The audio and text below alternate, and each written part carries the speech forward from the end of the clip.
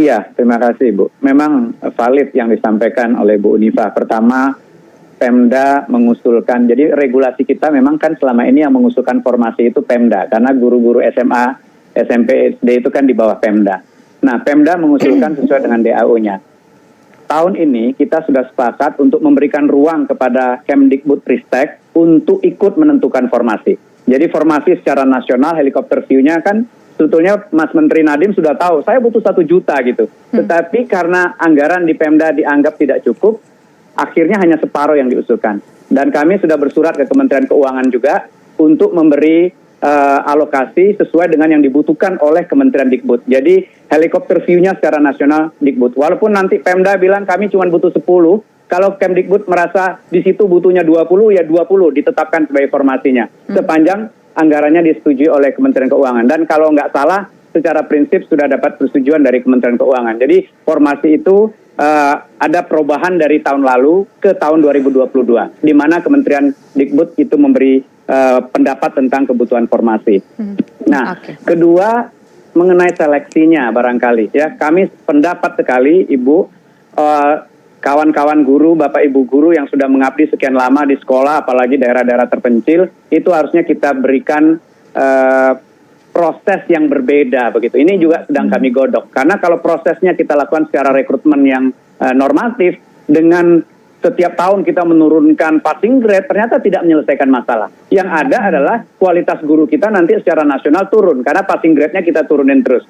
Jadi kami sedang melihat kemungkinan proses untuk kawan-kawan guru honorer ini yang berbeda dengan rekrutmen baru.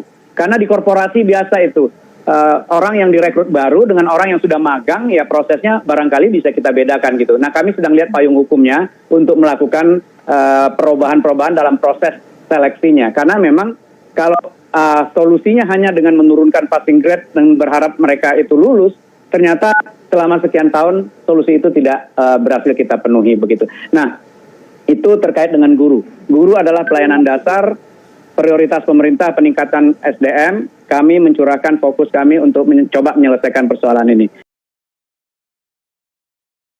Selama ini formasi itu ditentukan oleh daerah. Nah, walaupun secara nasional Kemdikbud menyatakan butuh 1 juta guru, ternyata yang diusulkan oleh Pemda itu hanya separuh, hanya 500-an ribu saja begitu. Nah, ini kami sedang melakukan perubahan regulasi. Pertama, memberi ruang kepada Kemdikbud untuk menetapkan formasi sepanjang disetujui oleh Kementerian Keuangan anggarannya. Jadi walaupun daerah nanti bilang kami cuma butuh 1.000, kalau Kemdikbud menyatakan butuhnya 2.000, ya kita akan alokasikan 2.000 kebutuhan di sana begitu. Nah, ini salah satu terobosan di 2022 ya. Jadi formasinya dibuka terlebih dahulu. Kedua, proses seleksinya juga sedang kami persiapkan cara-cara yang lebih pragmatis untuk kawan-kawan honorer ini ya. Karena guru adalah pelayanan dasar dan kita ingin sekali mereka diberikan kesempatan untuk ikut bergabung sepanjang memenuhi kriteria dan persyaratan-persyaratan. Nah, ini secara umum untuk tenaga honorer apabila nanti ada pengetesan untuk menghapuskan status tenaga honorer itu, kalau andekan mereka ini tidak masuk ke dalam status PNS maupun status P3K, apakah betul, ini saya ingin mengonfirmasi, betulkah akan ada pelibatan pihak ketiga yang akan mempekerjakan mereka sehingga kalau dilihat secara de facto, ini para tenaga honorer jangan-jangan nanti akan jadi semacam outsourcing, Pak Alex? Ya, jadi begini Mbak Sofia. Pertama kan tidak semua pekerjaan harus dilaksanakan aparatur sipil negara kan. Jadi aparatur sipil negara adalah abdi negara yang tugasnya adalah melaksanakan kebijakan publik dan memberikan pelayanan publik. Nah, pekerjaan-pekerjaan yang lain, ya misalnya cleaning service, misalnya security dan lain-lain untuk kepentingan kantor misalnya, itu kan tidak harus aparatur sipil negara. Sebaiknya dikerjakan oleh perusahaan yang memang fokusnya di situ. Jadi kita outsource-kan ke perusahaan. Sehingga kawan-kawan ini bisa diangkat menjadi karyawan di pihak ketiga tadi. Jadi tidak harus menjadi ASN semua orang kok begitu. Kalau ASN dibutuhkan dalam waktu tertentu, sudah ada jalur P3K. Ya? Jadi kalau untuk tetap sudah ada jalurnya PNS. Tetapi kalau pekerjaan-pekerjaannya memang tidak perlu aparatur sipil negara yang mengerjakan, tentu kita akan buat ini di fair itu negara begitu. Menteri Pendaya-gunaan Aparatur Negara dan Reformasi Birokrasi Cahyo Kumolo memastikan tidak ada lagi tenaga honorer di tiap instansi pemerintah pada 2023 mendatang. Keputusan tersebut sejalan dengan Peraturan Pemerintah Nomor 49 Tahun 2018.